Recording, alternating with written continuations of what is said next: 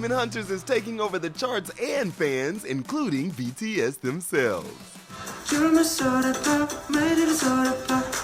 BLACKPINK's comeback is massive, all while we chat with staff after Billboard has surveyed its K-pop readers to find out the info behind the phenomenon.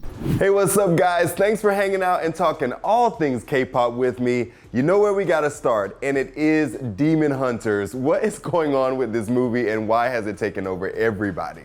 Yeah, I mean, this movie is on Netflix and the soundtrack is absolutely everywhere. It was number 2 last week on the Billboard 200.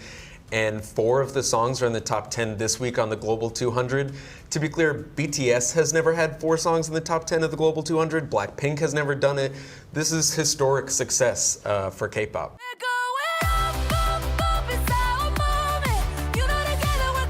Yeah, what's interesting to me is that we're seeing a little bit of like an Encanto effect, right? Where you have a movie that is streaming, that is reaching millions of homes, and people are loving and spreading through word of mouth, and then you have all the songs really start spiking on Spotify and Apple Music because people want to go straight from the film into the soundtrack and listen to all the songs again. So not only do you have a song like Golden, which has hit the top 10 of the Hot 100, but you have so many songs from the soundtrack because people want to discover the entirety of the music, and it's become this kind of multi-platform phenomenon that has really spread slowly, but also like now that we're a month into it and a month plus into it is just like a total juggernaut.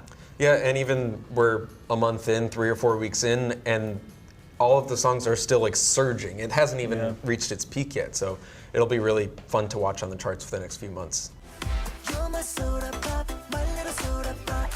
And how do you feel that sums up how K-pop fans consume media, and how does it feel to be someone maybe new to K-pop that is just discovering it through this movie? So I actually watched this movie with my mother-in-law and father-in-law. They know nothing about K-pop. They loved the songs. They wanted to listen to the soundtrack over and over again. And that's the fun thing about K-pop Demon Hunters. It's kind of like a gateway into this entire new world of popular music. Obviously, millions of people are listening to K-pop on a daily basis around the globe, but you know, people might just discover this movie and it's such an interesting representation of K-pop fandom. You see like what it's like to be at a K-pop arena show in this movie and just get hooked on all these songs. And obviously the quality of the songs themselves are so high that, you know, people kind of go into that rabbit hole of, hey, I want to listen to more K-pop after seeing this movie and listening to the soundtrack. That's exactly what my friends did as well. I'm the only K-pop fan out of my friend group, and we all watched together. And I think they heard Golden, they're like, wait, this is a great song. And then it sort of spiraled them into the K-pop world, which I was happy to introduce them to.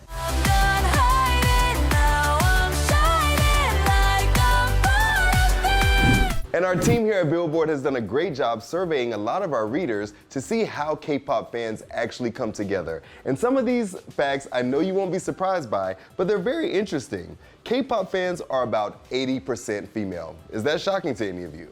As the only female right now here, no, I'm not shocked, honestly. The funny part is, it makes me think of one time at BTS's Permission to Dance show where it was like, hey, say what's up everybody to the male army out there, and the arena got pretty loud. So I think there may be 20%. I think there may be a little bit more than that are men out there listening to K-pop. Okay, I'll give you 20. I'll give you 20, yeah. Out of K-pop fans, 48% of them are aged 13 to 24. What do you guys think of those numbers? I mean, I think that kind of lines up with the general perception of fans of vocal groups. If you think about the Backstreet Boys and NSYNC or One Direction, like you're thinking of younger fans, but that still means that more than half are older than 24. I think it was like a third of K-pop fans were 35 and up.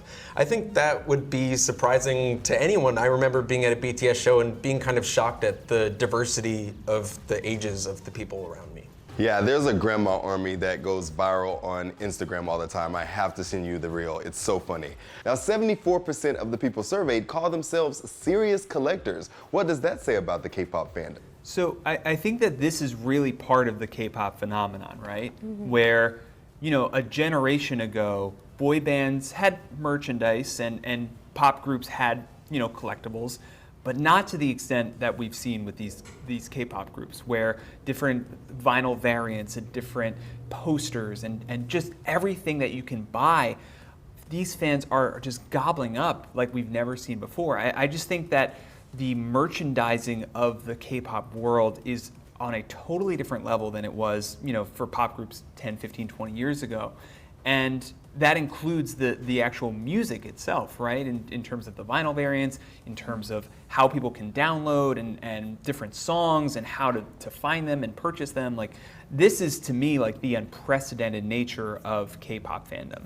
Now, Jason, you brought up vinyls. I have to say, I was really shocked that it's actually 63% of fans do CDs more, where only 47% does vinyls. I don't know if I'm aging myself here, but I'm shocked that people are buying more K-pop CDs. I never owned a CD player, so I really can't say anything.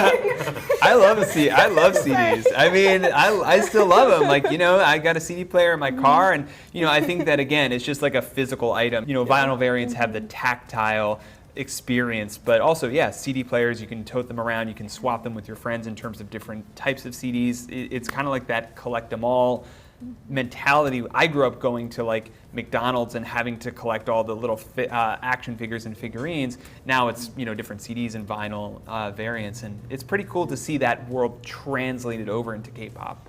Yeah, and the way that you were saying that, it feels a lot more intense in terms of the collectibles and all of the different products that people are buying as compared to, the pop groups of 20 years ago or even 10 years ago.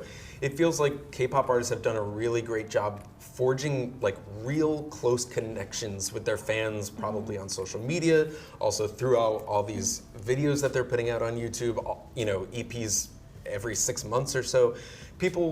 K-pop fans really feel motivated to support these artists, not just financially, but like to show them support, to show them that they have their backs.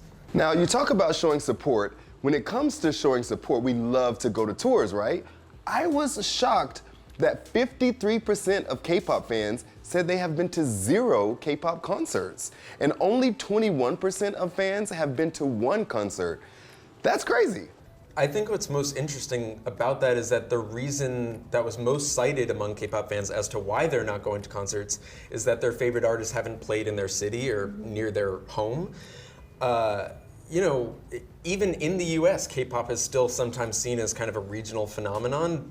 K-pop artists will go on big world tours in Asia, Europe, Latin America, etc. But the US leg is often just like New York, LA, San Francisco, Chicago, maybe 1 or 2 other cities, because the people booking these shows maybe think, is there really an audience to support an arena show in a smaller city or in the middle of the country or whatever? And maybe the fact that there are this many people responding to this survey saying, I'm not going to any concerts because I can't go to any concerts, maybe that suggests that there's enough of an audience in more places around the country. And I do want to talk about one of my favorite shows I just came back from. BLACKPINK Deadline Tour was amazing. How are they doing on the charts right now? They're having quite a week. They just released Jump. It was their first single back together as a group in almost 3 years. Of course, all 4 members of BLACKPINK have really been doing their thing over the last year or so. They've all hit the top 5 of the global charts. They've all had like really, really big success individually. And now Jump has debuted at #1 on both of our global charts. Did over 100 million streams in its first week outside of the US. The last time that happened was when Rosé did it with Apata with Bruno Mars. So that just kind of speaks to how dominant they've been as a group and set apart over the last year. Gotta love the blinks. And the last thing I want to touch on is some of the reasons people call themselves K-pop fans. So 85% says it helps me relieve stress. I think that's a beautiful thing. Any of you guys listen to K-pop when you're feeling down? I love it. Like, and the funny thing is, like, when I've gone to a K-pop show, I've seen some artists that I don't know their full catalog. I only know a couple of their hits. These shows will stretch 2, 3, 3.5 hours. I have a blast, like, just because you get swept up in the emotion, in the excitement, and you see just the fandom around you, and it's easy to get swept up within that. That's not surprising at all. Yeah, I think for K-pop concerts and just listening to their music, it's primarily definitely a little bit more upbeat, I would say, and so it's always fun. I think being at the concert, just with the light sticks around you, with like parents bringing their kids, like you can't not have a good time. And then if you're working in corporate America and you want to put a BLACKPINK song on, it's upbeat, it sort of just brings you back to life a little bit, you know? No, and to follow that point, 62% says it gives me a sense of belonging to a community. Yeah, there was a stat in the report that we put out that like I think 20% of K-pop fans are either a member or an organizer of a fan club for one of the artists that they love. That is a really high number of people who are actively, like daily involved with artists they love. They're not just listening to the music, they're like, this is fully part of their life. Yeah, it's just channeling that passion into an extension of listening, and you become more active. And you know, we've seen over the decades of popular music that kind of connectivity of fans, right? Where it's not just buying an album and listening to your favorite song, it's talking to other fans, it's making friendships through this fandom, and it's cool to see that K-pop is now a genre that has truly harnessed that power. Yeah, maybe the leading genre that Yeah. harness that power at this point.